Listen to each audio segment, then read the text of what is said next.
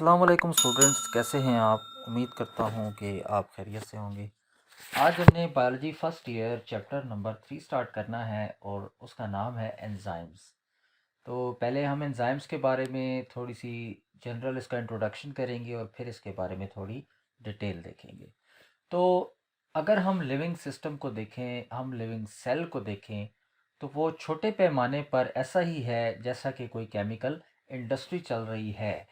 तो आपकी बॉडी के अंदर, आपके सेल के अंदर हर टाइम बहुत सारे केमिकल रिएक्शंस चल रहे होते हैं। मसलन अगर हम एक पौधे की मिसाल लें, एक प्लांट की, एक सिंपल सा ऑर्गेनिज्म है, लेकिन उसके अंदर हम देखें एट ए टाइम फोटोसिंथेसिस भी हो रही है, उसके अंदर रेस्पिरेशन भी हो रही है, उसके अंदर प्रोटीन्स जो हैं वो दूसरी प्रोटीन्स में कन्वर्ट हो रही हैं, एक केमिकल दूसरे केमिकल में कन्वर्ट हो रहा है। तो ये सारे काम करने के लिए आपकी बॉडी को कुछ ऐसे सब्सटेंसेस रिक्वायर्ड होते हैं जो इन रिएक्शन को कैटालाइज कर सकें। ऐसा नहीं है कि इन एंजाइम्स की, इन कैटलिस्ट की, बायोलॉजिकल कैटलिस्ट की गैर मौजूदगी में ये रिएक्शन नहीं होंगे, हो जाएंगे, लेकिन उनको होने में बहुत ज़्यादा टाइम लगेगा। तो लिविंग सिस्टम्स के अंदर हमें थोड़े रिस्पांस जल्दी चाहिए होता है। तो इसलिए अल्लाह ताला ने इंसान की बॉडी में और लिविंग ऑर्गेनिज्म की बॉडी में एंजाइम्स को सेट किया है इस काम के लिए। तो एंजाइम्स करते क्या हैं? एंजाइम्स को हम कहते हैं कि ये बायोलॉजिकल कैटलिस्ट हैं। ये किसी भी सिस्टम के अंदर जो जो केमिकल रिएक्शन के लिए एनर्जी रिक्वायर्ड होती है, उस एनर्जी बैरियर को ये कम कर देते हैं। और जो रिएक्शन पहले नहीं हो रहा होता, एंजाइम्स की मौजूदगी में वो रिएक्शन होना शुरू हो जाता है। एंजाइम्स के अंदर एक और बात भी होती है, ये सबस्ट्रेट स्पेसिफिक होते हैं। अब यहाँ पर आपको बात समझनी होगी कि सबस्ट्रेट क्या होता है। एंजाइम जिस सब्सटेंस के ऊपर एक्ट करने वाला हो, उसको हम सबस्ट्रेट कहते हैं। तो इसके बाद है जो एंजाइम की एक्टिव साइट होती है, वो कैटालाइटिक साइट भी कहलाती है। यानी कि सारे के सारा आपका जो एंजाइम का स्ट्रक्चर होता है ना, उसके अंदर रिएक्शन जो है वो प्रोसीड नहीं हो रहा होता, उसकी बॉडी के एक छोटे से हिस्से में हो रहा होता है। मसलन ये मिसाल इसी तरह से है कि जो टेस्ट है आपकी बॉडी के अंदर, वो आप सिर्फ ज़बान के ज़रिए ही ले सकते हैं। तो आपकी बॉडी आपके हाथ के ऊपर कोई चीज़ रख दी जाए, आप नहीं बता सकते कि वो चीज़ वो मीठी है, कड़वी है, नहीं बता सकते, क्योंकि आपके हाथों पर इसके लिए कोई सेंसिटिविटी का मटेरियल, सेंसिटिव नर्व्स मौजूद नहीं है, वो आपके मुंह के अंदर है। तो इस तरह एंजाइम के अंदर भी स्पेसिफिक साइट्स हैं जो एक्टिव साइट कहलाती हैं, जो कैटालाइटिक साइट कहलाती हैं, वहाँ पर ही ये रिएक्शन सारा प्रोसीड होता है। इसके बाद जो सेल का फिजिकल इन्वायरमेंट है, वो एंजाइम की एक्टिविटी के ऊपर बहुत ज़्यादा असरअंदाज होता है, क्योंकि जी एंजाइम प्रोटीन होते हैं। तो प्रोटीन्स जो होती हैं वो टेम्परेचर के लिए भी बहुत सेंसिटिव होती हैं और पीएच के लिए भी बहुत सेंसिटिव होती हैं। थोड़ा सा टेम्परेचर के अंदर चेंज इनकी एक्टिविटी को ख़त्म कर सकता है, ग्लोबुलर स्ट्रक्चर को डिस्टर्ब कर सकता है, और इसी तरह पीएच के अंदर भी तब्दीली ये चेंजेस लेकर आती है। तो एंजाइम जो हैं वो, अगर उनको हम टेक्निकली डिफाइन करें, तो कैटालाइटिकली एक्टिव प्रोटीन जो होती हैं लिविंग सिस्टम्स के अंदर पाई जाती हैं, उन सब्सटेंसेस को, हम उन एंटिटीज़ को एंजाइम्स का नाम देते हैं। ये किसी भी केमिकल रिएक्शन के अंदर जो उसकी एफिशिएंसी है, जो उसका जो आगे बढ़ने का रेट है, उसको बढ़ा देते हैं, और ये बहुत ज़्यादा स्पेसिफिक होते हैं। तो यहाँ पर हम एंजाइम का एक जनरल मैकेनिज्म देखेंगे कि एंजाइम किस तरह से एक्ट करता है। तो यहाँ पर आपको एक ब्लू कलर में चीज़ नज़र आ रही है, ये ग्लोबुलर स्ट्रक्चर है एंजाइम का, ठीक है जी। इसके अंदर आकर सबस्ट्रेट अटैच होता है, ठीक है। तो हम जो रिजल्टेंट चीज़ बनती है उसको हम कहते हैं एंजाइम सबस्ट्रेट कॉम्प्लेक्स। और आप देखिए सबस्ट्रेट अटैच हुआ, एंजाइम सबस्ट्रेट कॉम्प्लेक्स बना, और यहाँ पर क्या हुआ, जो सबस्ट्रेट था वो प्रोडक्ट में तब्दील हो गया, और आपका एंजाइम वैसे का वैसे रिएक्शन से बाहर आ गया।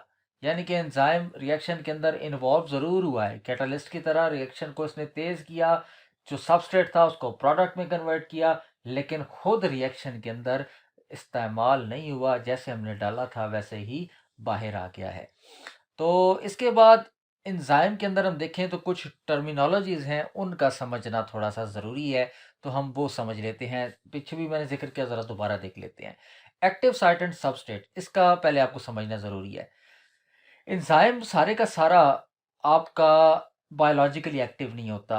उसका जो स्पेसिफिक काम है, उसका जो स्पेसिफिक मोड है, उसका जो स्पेसिफिक कैटालाइटिक एक्टिविटी है, वो एक ख़ास हिस्से तक महदूद होती है। उस हिस्से को हम एक्टिव साइट का नाम देते हैं। और जो भी सब्सटेंस जिसके ऊपर एंजाइम जाके एक्ट करने वाला है, वो सब्सटेंस आपका कहलाता है सबस्ट्रेट। मसलन अगर आप देखें कि सेलुलोज़, ये जो आपके हर्बीवोर्स होते हैं, इनकी खुराक का एक आम सा पार्ट है, सेलुलोज़ पर ही वो पलते हैं। तो सेलुलोज़ को डाइजेस्ट करने के लिए उनकी बॉडी में एक एंजाइम होता है सेलुलेज़। तो यहाँ पर सेलुलोज़ जो है वो सबस्ट्रेट है, और सेलुलेज़ जो है वो एंजाइम है।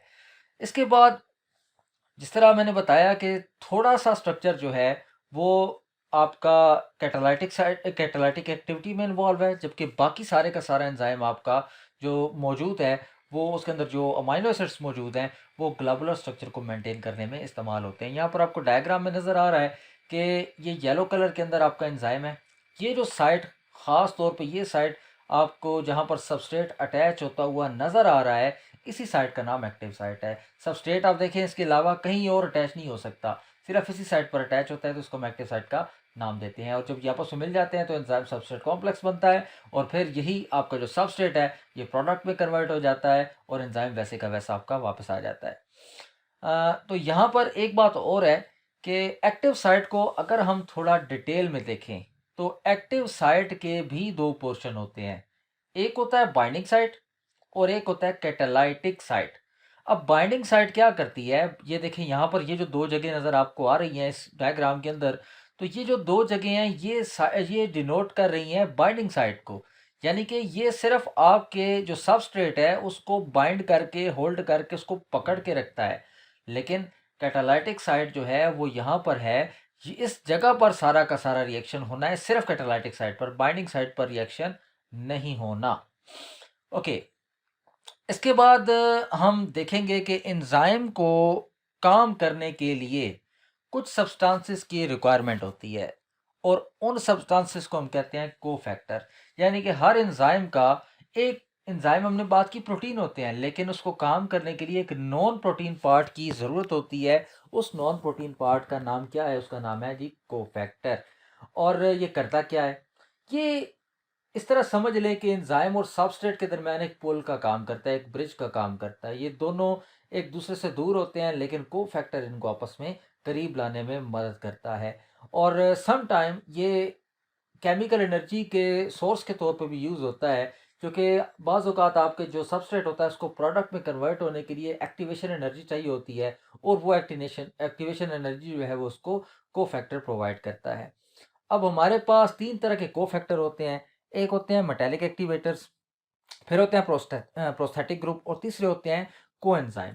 तो पहले हम बात करते हैं मेटालिक एक्टिवेटर्स की। तो बहुत सारे metal ions as a cofactor काम करते हैं। मसलन मैग्नीशियम आयन है, आयरन आयन है, कॉपर आयन है, जिंक आयन है। ये आपके मेटालिक एक्टिवेटर्स के तौर पर काम करते हैं। ओके, इसके बाद जो डिटैचेबल कोफैक्टर है is known as activator if it is an inorganic ion. तो अगर वो आपका डिटैचेबल कोफैक्टर हो और वो इनऑर्गेनिक आयन हो, तो उसको हम एक्टिवेटर का नाम देते हैं। दूसरा हमारे पास होता है जी प्रोस्थेटिक ग्रुप।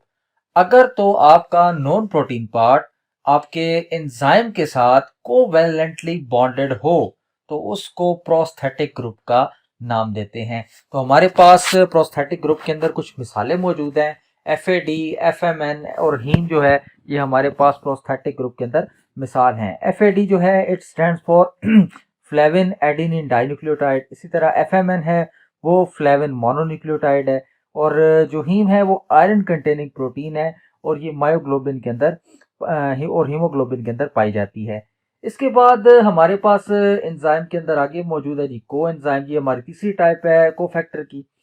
तो if the non protein part is loosely attached to enzyme it is called coenzyme. जो हमने प्रीवियस प्रोस्थेटिक ग्रुप के अंदर पढ़ा उसके अंदर था कोवैलेंटली बॉन्डेड, और यहाँ पर है लूजली अटैच्ड।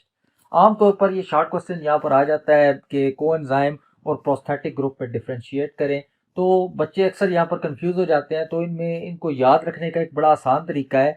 तो प्रोस्थेटिक ग्रुप के अंदर क्योंकि कोवेलेंट बॉन्ड होता है और वो कोएंजाइम की निस्बत थोड़ा स्ट्रांगली अटैच्ड होता है, तो आप इस तरह याद रखेंगे prosthetic group P for prosthetic, P for पक्का। तो ये याद करना बड़ा आसान रहता है बच्चे को। तो इसके बाद है जो कोएंजाइम्स हैं ये विटामिन से काफ़ी मिलते जुलते हैं और इन्हीं से आगे जाके विटामिन सिंथेसाइज होते हैं। इसकी मिसाल है NAD और NADP। NAD stands for nicotinamide adenine dinucleotide और NADP nicotinamide adenine dinucleotide phosphate. इसके अलावा कोएंजाइम है और ATP भी सारे के सारे वो कोएंजाइम की मिसालें हमारे पास मौजूद हैं। अब यहाँ पर एक और नई चीज़ आती है एंजाइम के अंदर टर्मिनोलॉजी, वो है एपोएंजाइम। तो एपोएंजाइम को हम कहते हैं जी इनकम्प्लीट एंजाइम या inactive enzyme. An enzyme without cofactor और prosthetic group is called apoenzyme. और इसके बाद दूसरी टर्म आती है होल एंजाइम। आप कहते हैं activated enzyme is called holoenzyme या कंप्लीट एंजाइम जो कि कोई काम कर सकता है उसको होल एंजाइम का नाम देते हैं। यहाँ डायग्राम आपको नजर आ रहा है कि ये देखें यहाँ पर हमारे पास मौजूद है एपोएंजाइम ये प्रोटीन पार्ट है। इसके साथ जब कोफैक्टर आकर अटैच होता है तो ये होल एंजाइम बन जाता है और इसको होल एंजाइम का नाम देते हैं। तो यहाँ पर आप देखें कि एपोएंजाइम के अंदर आकर सबस्ट्रेट अटैच नहीं हो सकता, कोएंजाइम फैसिलिटेट करता है सबस्ट्रेट और एंजाइम की अटैचमेंट को। इसके बाद हमारे पास एंजाइम की लोकेशन आ जाती है। तो एंजाइम की लोकेशन वैसी ही होगी जो उसका फंक्शन होगा। तो बाज़ औक़ात ये आपके जो एंजाइम्स होते हैं ये साइटोप्लाज्म के अंदर मौजूद होते हैं। इसके अलावा ये एंजाइम ऑर्गेनेलिस के अंदर भी हो सकते हैं।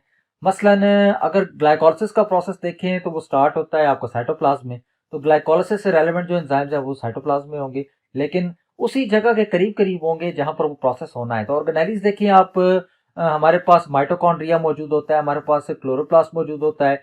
तो माइटोकॉन्ड्रिया के अंदर रेस्पिरेशन हो रही है तो रेस्पिरेशन से रेलेवेंट जो एंजाइम्स होंगे वो माइटोकॉन्ड्रिया के अंदर ही होंगे या उसके बिल्कुल करीब मौजूद होंगे ताकि वो टाइम जरूरत के टाइम अंदर जा सकें। और इसी तरह जो क्लोरोप्लास्ट है तो वहां पे फोटोसिंथेसिस होती है तो फोटोसिंथेसिस से रेलेवेंट एंजाइम भी फोटो जो क्लोरोप्लास्ट है उसके पास ही होंगे या वहां पर उसके नजदीक जो साइट है वहां पर प्रोड्यूस होंगे। इसके बाद एंजाइम के कुछ करैक्टरिस्टिक्स होते हैं, जनरल करैक्टरिस्टिक्स जो तमाम एंजाइम के अंदर मौजूद होते हैं। सबसे पहली बात, एंजाइम ग्लोबुलर प्रोटीन होते हैं। ये हमने स्टार्ट में भी पढ़ा कि जो एंजाइम है वो गोल मोल से ग्लोबुलर प्रोटीन होते हैं, सब के सब एंजाइम ऐसे ही हैं। इसके बाद एंजाइम जो है उनका जनरल फंक्शन क्या होता है, वो रेट ऑफ रिएक्शन को इंक्रीज कर देते हैं और एंड प्रोडक्ट पर वो कोई असर नहीं डालते। जिस तरह कैटलिस्ट है आपकी रिएक्शन के अंदर इन्वॉल्व होता है, रिएक्शन को तेज करता है, रिएक्शन पूरा हो जाता है, आपका प्रोडक्ट तैयार हो जाता है और फिर वो दोबारा इस्तेमाल के लिए कैटलिस्ट हमारे पास मौजूद होता है। तो एंजाइम भी इसी तरह से काम करता है आपकी बॉडी में। और एंजाइम की कोई बहुत बड़ी अमाउंट नहीं होती आपकी बॉडी में, बड़ी थोड़ी सी अमाउंट होती है और वो थोड़ी सी अमाउंट भी एक अच्छा खासा रिएक्शन कैटलाइज करने के लिए काफ़ी होती है। और एंजाइम जो है वो स्पेसिफिक है अपने एक्शन के अंदर। जिस तरह मैंने आपको मिसाल दी कि सेलुलेज एंजाइम सेलुलोज को ही डाइजेस्ट करेगा, इसके अलावा वो किसी और चीज़ को डाइजेस्ट नहीं करेगा। और ये बहुत ज़्यादा सेंसिटिव है, चाहे टेम्परेचर के हवाले से आप देख लें या आप पीएच के हवाले से देख लें। पीएच के अंदर चेंजेस आएंगी तो आपकी ये जो ग्लोबुलर प्रोटीन का स्ट्रक्चर है वो ख़त्म हो जाएगा और एंजाइम डीएक्टिव हो जाएगा। इस तरह टेम्परेचर के अंदर जब चेंजेस आएंगी तो उससे भी आपके एंजाइम जो है वो इनएक्टिव हो जाएगा और आपका बॉडी के अंदर जो भी वो काम कर रहा है वो रोक देगा। इसके बाद तमाम एंजाइम जो हैं उनको काम करने के लिए कोफैक्टर की ज़रूरत होती है, उसके बगैर वो काम नहीं कर सकते। प्रीवियस हमने इस बात को डिस्कस कर लिया है। और करता क्या है आपका एंजाइम, इसकी आप किसी भी रिएक्शन जो आपकी बॉडी के अंदर होना है वो एंजाइम की गैर मौजूदगी में भी शायद हो जाए, लेकिन उसको बहुत ज़्यादा टाइम लगेगा। तो एंजाइम की मौजूदगी में जल्दी हो जाएगा या उस रिएक्शन को होने के लिए जो एक्टिवेशन एनर्जी रिक्वायर्ड थी वो उस लो एक्टिवेशन एनर्जी को थोड़ा कम कर देगा। तो आज हम इतना ही रखेंगे। नेक्स्ट जो इसका रिमेनिंग पोर्शन है एंजाइम्स का वो हम इंशाल्लाह नेक्स्ट लेक्चर के अंदर डिस्कस करेंगे। अल्लाह हाफिज़।